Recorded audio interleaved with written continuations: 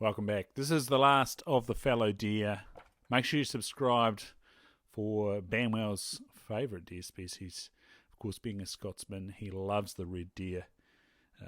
My partner Nicole's family are over in Scotland at the moment, and they're just saying there is stags and signs of stags and memorials to stags and castles full of stags everywhere. So it's pretty cool to have that follow through. I've read part one.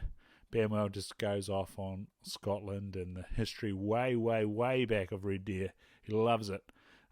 Get your hands on the Big Game Records. They are bloody awesome books. Anyway, the final of the Fallow Bucks, A. Weller, Pond Burn, 1969, number 30, a 12 by 12, so it starts off lovely and even. The lengths are 26 by 26 and 1. Beautiful.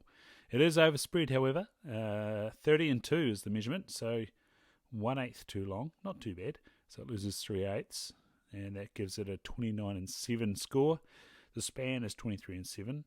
The beams are 3 and 5 by 3 and 5, even. The coronets are 6 and 4 by 6 and 4, even. The brow tines, 10 and 5 by 8. The trays are 7 and 4 by 8 and 1. The guards are 8 and 2 by 8, leaving the nice even 9 by 9. Length without points, almost even, 11 and 4 by 11 and 5. The width without points is 4 and 6 by 4 and 6. This is a beautiful one.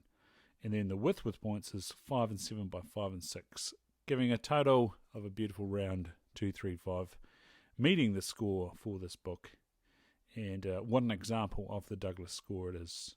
Of course, that overspread. Not quite.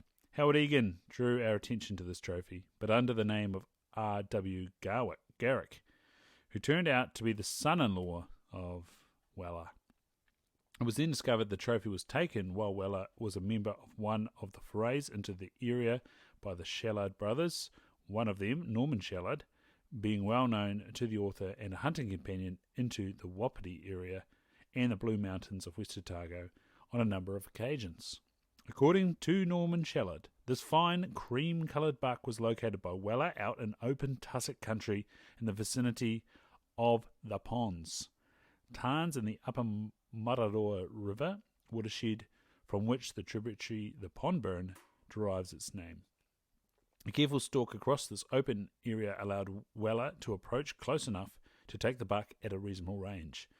He was accompanied at the time by Wilfred Shallard. Weller had been a member of the large hunting entourage which entered the Mararoa Valley from the Lakes Mavora end on an annual basis over the rutting period, comprising the three Shallard brothers, farmers from Riversdale in Southland, Norman, Wilfred and Frank. They were usually accompanied by friends Bert and Jack Weller and Bill Hart. Supported by a train of pack horses and hacks, the entire Upper Mararoa watershed was hunted, mainly in pursuit of the local red deer. This fine buck turned out to be a bonus. That's outstanding.